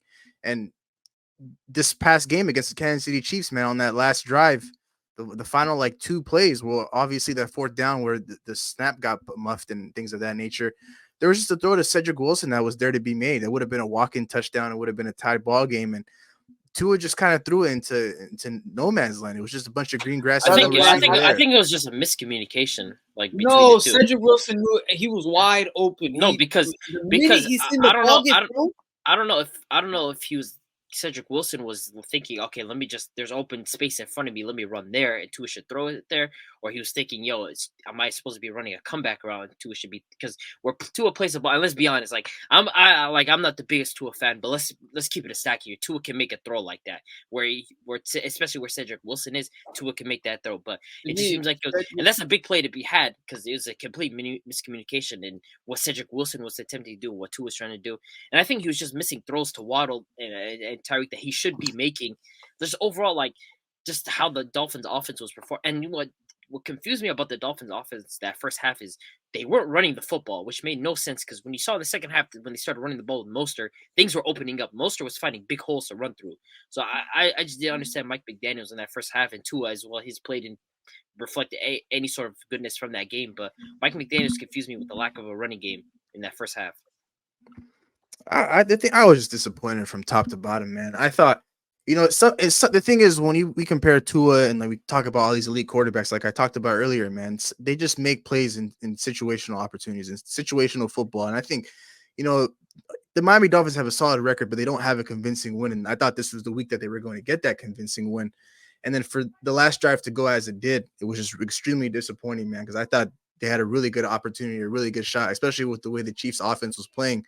It was just really their defense that was keeping them in this game. And so, as the season goes on for this Miami Dolphins team, I can't sit here each and every week and try to defend them because they just don't necessarily have that statement win. And they're still looking for that statement win, and they have an opportunity maybe down the line if the Bills somehow turn their season around and make it back into the playoff hunt. But, Tua is just really disappointing me this week. And for me, my biggest surprise, I wouldn't be a Vikings fan if I didn't mention Josh Dobbs, man. Like I said, I watched this game for the rookie quarterback, Jaron Hall.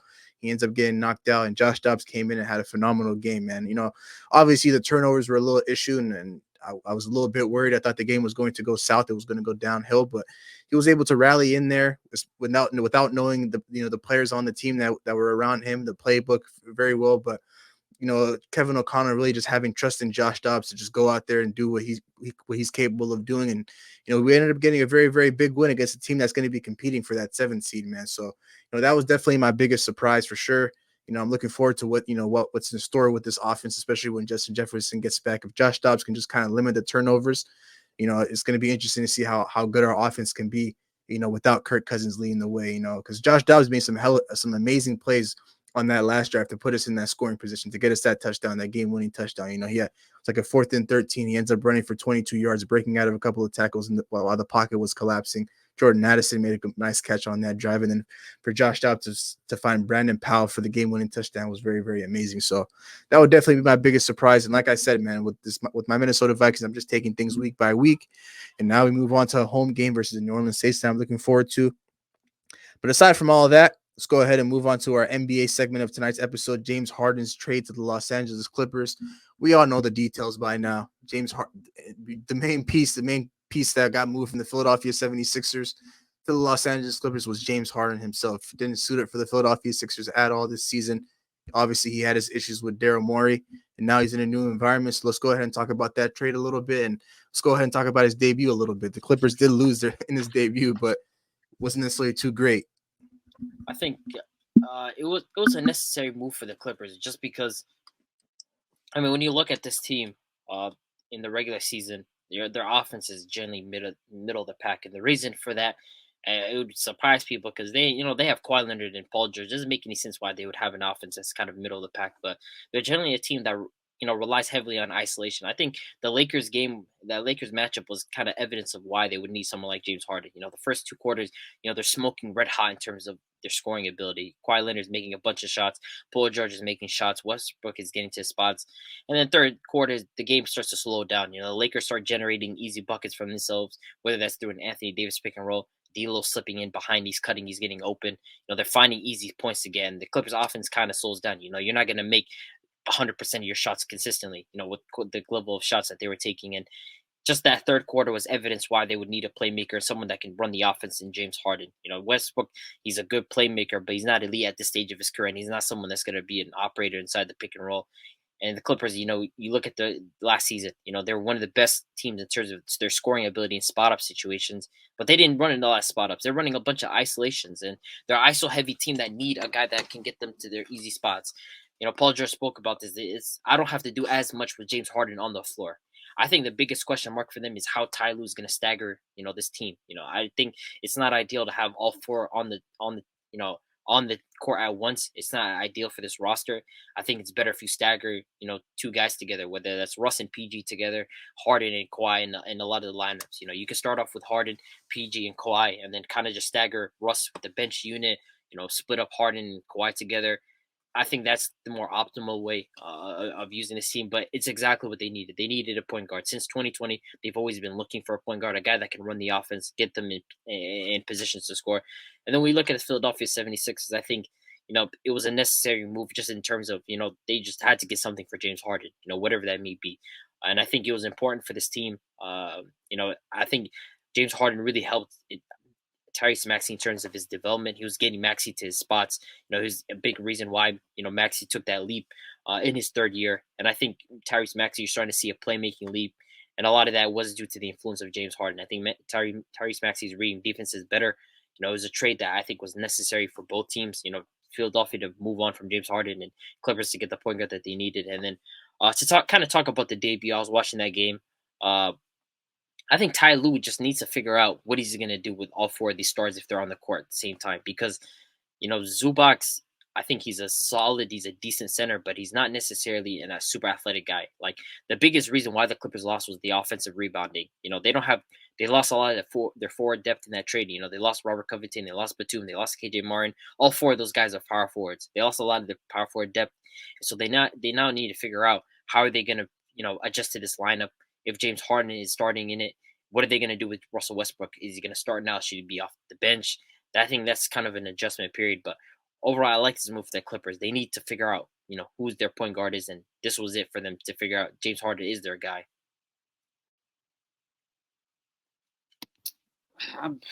This trade, I mean, James Harden is still a phenomenal player. The guy, he led the league in assists last year. Phenomenal guard. He could pass the ball, can set an offense into motion and everything. I felt like, Clippers didn't need that. You got Kawhi and PG, not non-typical guys that can go feed other guys on the team baskets. Westbrook, now it's more broken play. It's a lot of fast break type, and his assists don't really come from half-court offense. And I feel like right now for them, it's half-court offense, and James Harden can set that tone for them. I mean, he comes into the team. We know what he brings, and it kind of gives them an extra option to slow the offense down, to look at other options, to pick and roll, to have PG and Kawhi move off the ball and see how it works. What I seen from the Clippers and Knicks game the other day, it didn't look too well. I felt like these four guys on the court together, they looked lost. PG offensively just looked all out of sorts. He had a horrible game that day. I think he was 2 for 11. Kawhi, another one where it was just 18 points. He was sitting at 8 for 16. Another Westbrook 17. I think Harden ended up with, I don't know how much. 19. There's really not a cut. Like, there has to be that one cut guy that can take over for the team, and the other guys just follow through. But It's going to take some time to mesh. I feel like Westbrook do need to come off the bench. I feel like Harden needs the ball in his hands more. I think, Westbrook that first quarter didn't let Harden kind of get into the rhythm. He was shooting the ball a lot. He had like 9 or 11 points that first quarter. He was shooting a lot of threes. He was carrying the ball a lot. Harden was kind of drifting along, just, moving here and there, or running around the baseline or sitting corner. So I feel like that's not type of Harden's game. I think they're going to adjust. Harden's going to have the ball a lot more in his hands.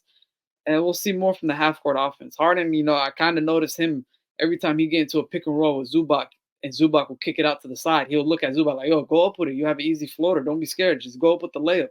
And I feel like that down the road, it's going to help a lot. They do have options in the middle where he was correct, where Zubac could have had 3 or 4 layups or like 3 or 4 floaters, just easy put-ins, and he didn't do that. So, it's going to take some time to adjust, but I do believe this is going to help them in the half-court offense, and I do believe Westbrook should come off the bench. Be that bench, be the guy to ignite the bench unit. I mean, at this point, bro, I just really don't know how James Harden does it. Like, he left from Houston, wanted to go to Brooklyn. He left Brooklyn, wanted to go to Philly. Now he's left Philly, and he wanted to go to the Los Angeles Clippers. That's 3-4 trades where he picked his own destination, and the franchise didn't necessarily have to abide by that. They could have went in a different direction, but he's gotten to where he wants to go. It's still very mind-boggling to me, man. But overall, though, it's obviously what the Clippers needed. They've been needing a point guard to run the show. Obviously with Paul George and Kawhi Leonard there, and this is kind of like the last dance for this team. Obviously going into next season with their new arena, they kind of want to go in with some sort of momentum. They want to be able to go in with some sort of moral victory if they're unable to win the NBA championship. Something that they can come away from this season and say, hey, I think we're just right there. Maybe we have to retool this roster a little bit, maybe add a few more pieces here and there.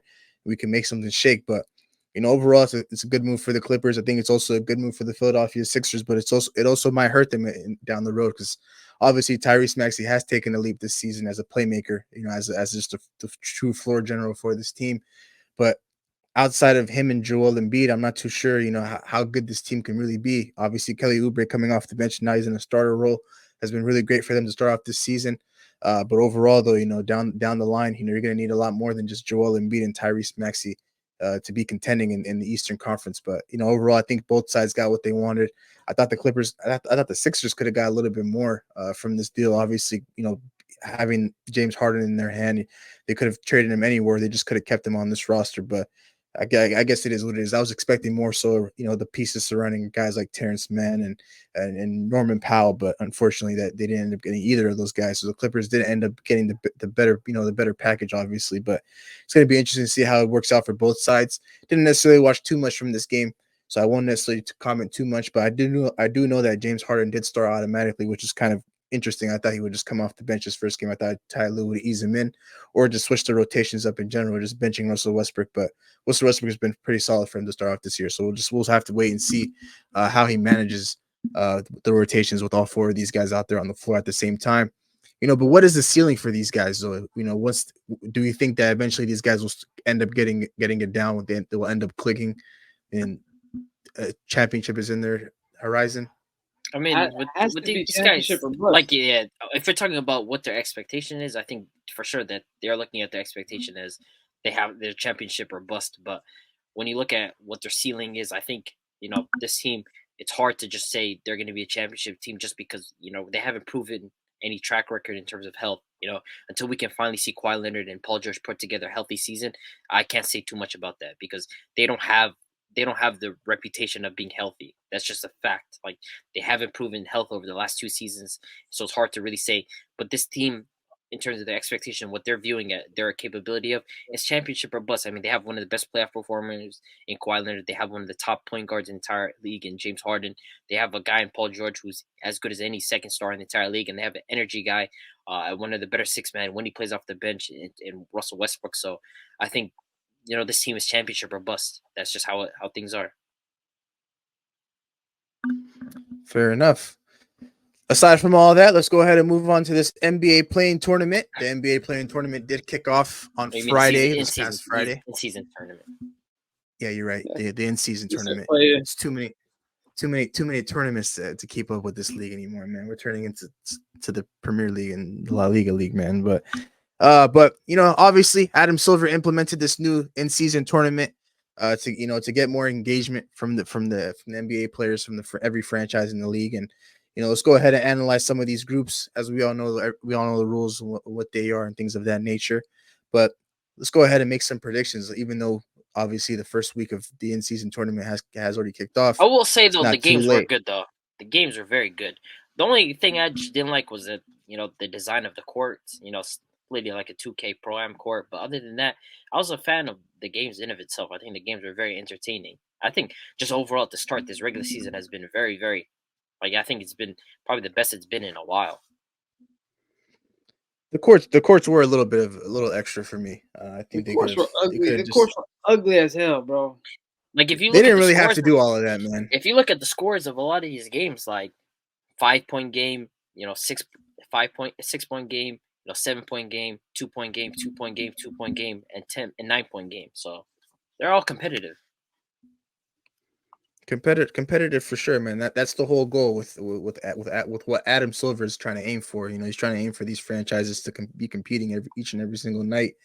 And so far, it's so good. He's been getting that from a lot of these franchises. Obviously injuries have derailed some teams, but overall, he's getting what's asked. But let's go ahead and go through these groups, and let's go ahead and make some predictions who we got coming out. I believe there's 4, 6, maybe 8 groups. I think eight through E. We'll figure it out.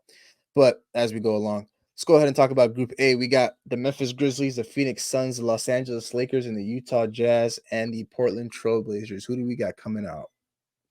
I got the Los Angeles Lakers.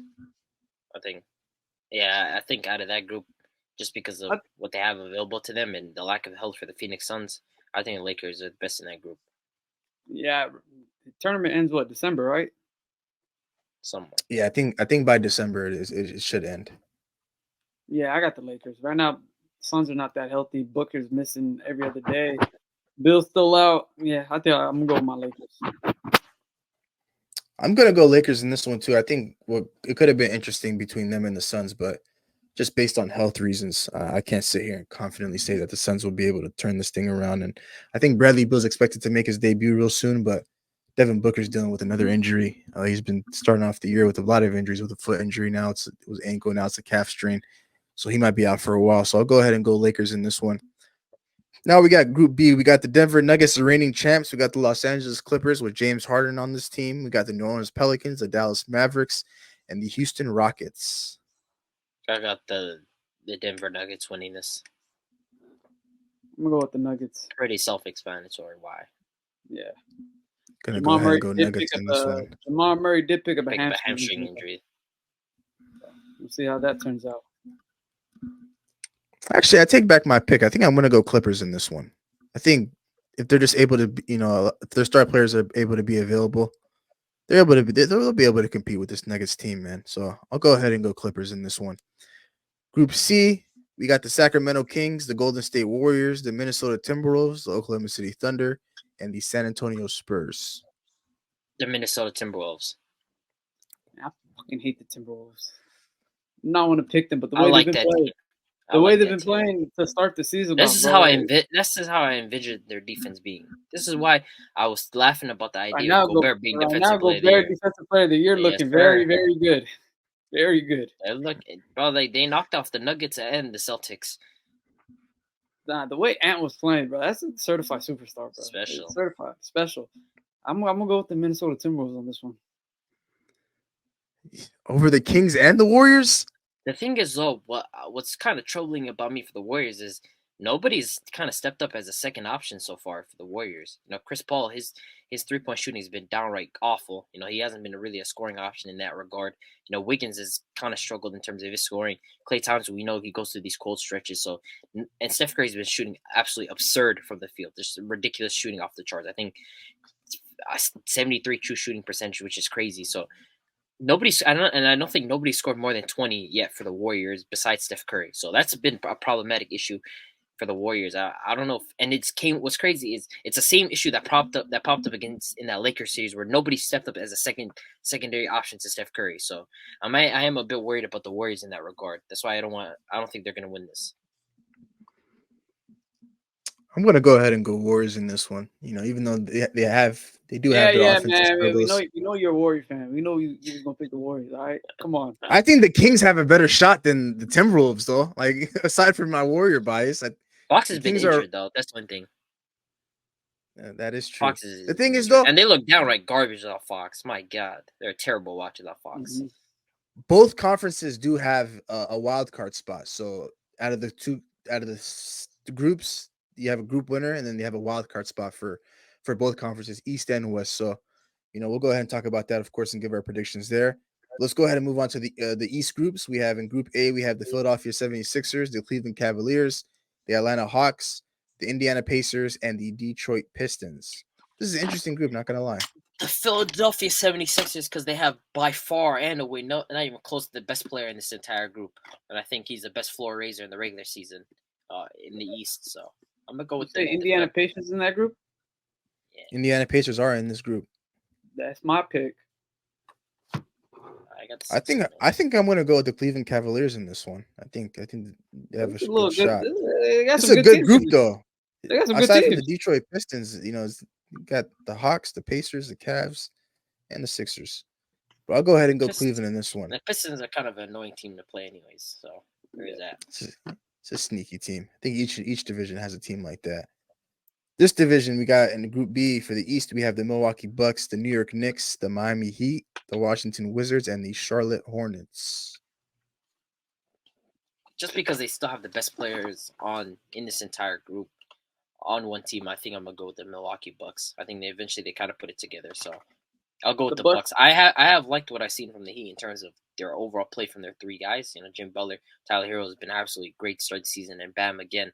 But overall, I think when you look at just the talent in terms of Dame and Giannis, I think eventually they put it together. So I got the Bucks. Just off the superstar talent with Dame and Giannis, I'm gonna pick the Bucks. Knicks, those three lefties, man. I'm telling you, bro. One of them got to go. Two of them have been fine. Two of them have been fine. Third one, we know the issue is. Yeah, this one guy shooting tour dates, man. He's going out there. He had a good game against the Clippers. I'll tell you that. He had a good game. He had an okay game. Nah, it was a good game, man. It was a good game. And then, I think, Milwaukee for sure. What am I thinking? Yeah. I'm going Milwaukee in this one. And in the last group, we have the Boston Celtics, the Brooklyn Nets, the Toronto Raptors, Chicago Bulls, and the Orlando Magic. Boston Celtics. They just love the Celtics. They gave them the shittiest group. This is by far the worst group I've seen. What? Wow. That's his ass, bro. What?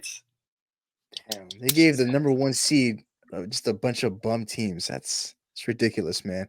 Who do we got for our wild card spot in the Western Conference, though? One of these teams out of the three groups are gonna make it. So you said what? Gotta have one. Wild card spot. Who do we got making it? It's one team out of from Group A, B, and C combined, aside from the winners. Who was in the Nuggets group again? Clippers. We had the Clippers, the Pelicans, the Mavericks, and the Rockets. The Mavericks would be my wild card team. I think they can make it pretty far, actually, in the tournament. If the Clippers don't win it in their little conference, I think they come out and be the wild card team. Yeah, that's the one thing. That's the one I was looking at. I think if the Nuggets don't win, it'll be the Clippers. If the Nuggets don't win, it'll be the Nuggets. If the Clippers don't win, it'll be the Clippers. But the West got a lot of tough ones, man, because the Phoenix Suns are still there. You have the Dallas Mavericks that are there. You have the Kings that are still there, the Timberwolves, the Warriors. So it's just a lot of sneaky teams. The Thunder could also be a sneaky team if Shea gets back from his injury. But for the East, he's fine. He's back now. He played Monday against the Hawks. East is probably going to be between Philadelphia, Boston, Milwaukee. I picked the Pacers. Yeah, it's going to be between the Pacers, the Cavs. I think Philadelphia. I'm gonna go Miami Heat, man. I don't know. That is a possibility. I'm not gonna lie. Yeah, I got a weird feeling, and I just don't know, man. I can't confidently count them out yet, but nobody from Group C is making it outside of the Celtics. No, there's no wild card team there. The other flyer teams that you could probably put on this list: the New York Knicks, the Heat, and then you probably have the Hawks, the Pacers, and the Cavaliers, whoever you have coming out of Group A. But it's going to be interesting to see how this whole in-season tournament plays out. Obviously, without the courts being a distraction, it's been some good hoops all around. And as always, we're going to be looking forward to watching it. I think the in-season tournament is a Friday thing, each and every Friday going into December, where that's the only time the games are going to be on. I think But in 2 days is the next another group stage game.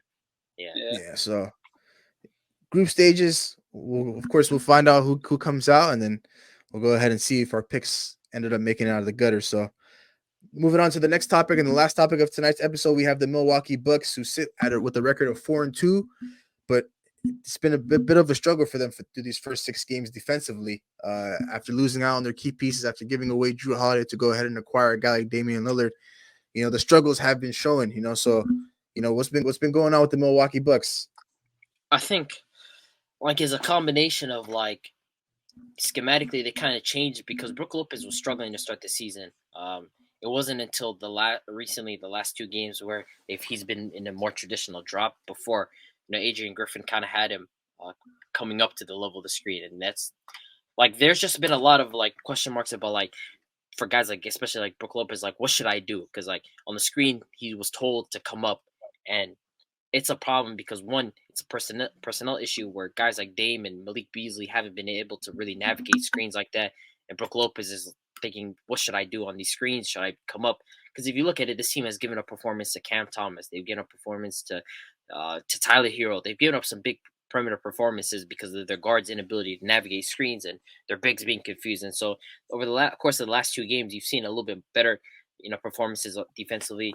But I think it's both an adjustment schematically. Adrian Griffin, I think over the last game, he talked to Brook Lopez, and they decided to put him back in the traditional drop, which is the reason why they had such a good defense last year. But I don't know. I have question marks about the personnel on defense, man. Their wing defense isn't that great. They have Jay Crowder, they have Malik Beasley, they have Damian Lillard. That's not necessarily a lineup that's built for playing defense. They lost a guy like Grayson Allen last year. So I don't know. It's a personnel issue. Part of it was a scheme issue, but I don't think they're necessarily going to have great perimeter defense just moving forward. Man, I feel like having Drew Holiday it's a difference maker on the defensive side of the ball. That guy was their quarterback on that defensive side of the ball. I'd be said, the drops with Brook Lopez and him navigating the screens with Drew Holiday, they knew exactly what they were doing on the defensive side of the ball. They were communicating, and it worked for them. And then you lose Grayson Allen, another guy that tries very hard on defense. You get back in return Lillard, Beasley, and all these guys that do not play an ounce of defense. And I'd be said, it kind of affected Brook Lopez's game. Him coming up, him not being that drop back defender that they need, and it showed that last game that they adjusted. The guy ended up with 8 blocks, and they played phenomenally well defensively that game. And for me, I think they're going to struggle a lot on the defensive side of the ball, especially with the guard play. Middleton as your main defenders guarding the shooting guards and the small forwards. I don't think they're going to find an adjustment. I feel like they're going to be getting cooked a lot, and a lot of the defense is going to be coming to rely on Giannis being able to help and Brook Lopez being able to help and be in the correct positions at times. So I feel like them losing, Drew Holiday, you're missing your quarterback on defense. That guy he could play guard at 1 through 4. And, I seen him go against Clamp Randall 3 straight possessions in the fourth quarter in MSG one night. And then the next night go guard Curry 42 minutes, and it was nothing to him. So, missing a guy like that on the defensive side of the ball, picking up a guy that really don't play defense and Dame Lillard, your team's going to take a big hit. Big hit. Especially if that guy's your best defender that you lost, it's going to take a big hit. I just think we fell in love with the idea of Damian Lillard and Giannis, being out there on the floor at the same time, especially with the way the Milwaukee Bucks season have been ending, with them not necessarily having a closer. You add Damian Lillard into the mix, and obviously things are going to change on that side of the ball. But the Milwaukee Bucks have always had an identity on the defensive side of the ball, and it all started with Drew Holiday being able to stop your best player, your best perimeter guy. Death taxes and Drew Holiday being on your best perimeter guy was always a guarantee. You always slapped him on Jaylen Brown. You always slapped him on Jason Tatum. And, now when I look at this Milwaukee Bucks team, I just feel like they don't necessarily have a guy that can stop any of these guys on the perimeter. What's going to happen when they run into a team like the Celtics? That's a team that they're unable to, get over the hump. They're unable to beat them. They're unable to get by them. And nothing's really going to change. Now you're going up against a guy like Drew Holiday. So he's on the opposite side of the floor now, trying to take away your best option on the perimeter, which is the guy you traded him for. And so I just feel like it's going to be a huge hole for them. And it's one thing that I highlighted coming out of this entire trade. Obviously, it's nice and all to have Damian Lillard and Giannis on the same side, and offensively, it's gonna be no issue at all. But defensively, it's all about having an identity, and that's what the Milwaukee Bucks had. But when they lost Drew Holiday, and Grayson Allen all in one trade, it's really gonna go. I already knew it was gonna go south because just based on the fact that their perimeter defenders don't necessarily buy in. Damian Lillard is not a guy that's going to buy in on the defensive side of the ball. He's not going to try to fight through screens. He's not going to try to, switch and, be aggressive, get up in a guy's face and try to, give him a hard time. That's just not who Dame is. He's going to exert all of his energy on the offensive side where they really need him to, exert all of his energy on. So I just feel like the Milwaukee Bucks, man, I'm not surprised that they're struggling on the defensive side of the ball. They're probably going to end up figuring it out a little bit, trying to make some tweaks here and there and try to get guys bought in on that side of the ball. But, it's going to be a very, very long season. And I really want to see how they match up with a lot of these top guys, a lot of these top wing guys in the league, East and West, whether that's guarding, Steph Curry one night or Tatum the other night or Anthony Edwards the next night. I just want to see how they're able to compete and try to contain these guys and stop and not let these guys have big nights and big performances. So, down the road, this may be a continuing issue. But for right now, man, I think the one thing that the Milwaukee Bucks just kind of have to lean into and lean on really heavily is just their offense. Damian Lillard and Giannis really having it going. I know a couple of games they were struggling a little bit. As Damian Lillard was struggling for a little bit, but he was able to kind of get over the hump a little bit. But funny thing is, even offensively, it's been funny because they're not running that pick and roll that we envision them to run. This is a funny stat. So Damian and Giannis have ran 42 picks together.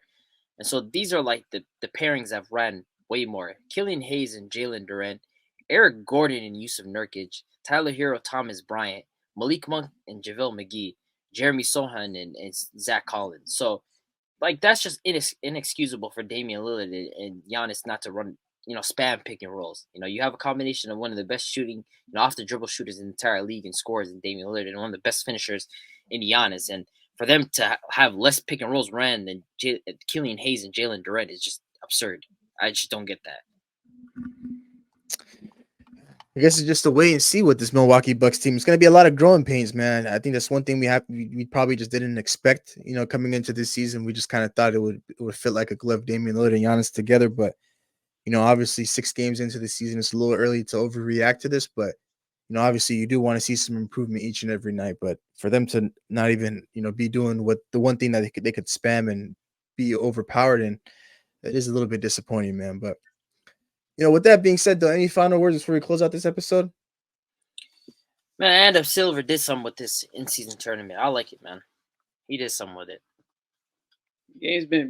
Those first day games are very fun, very interesting, very competitive, very close. So he did something again. But Seattle Seahawks, man, come out this week, man. We need y'all.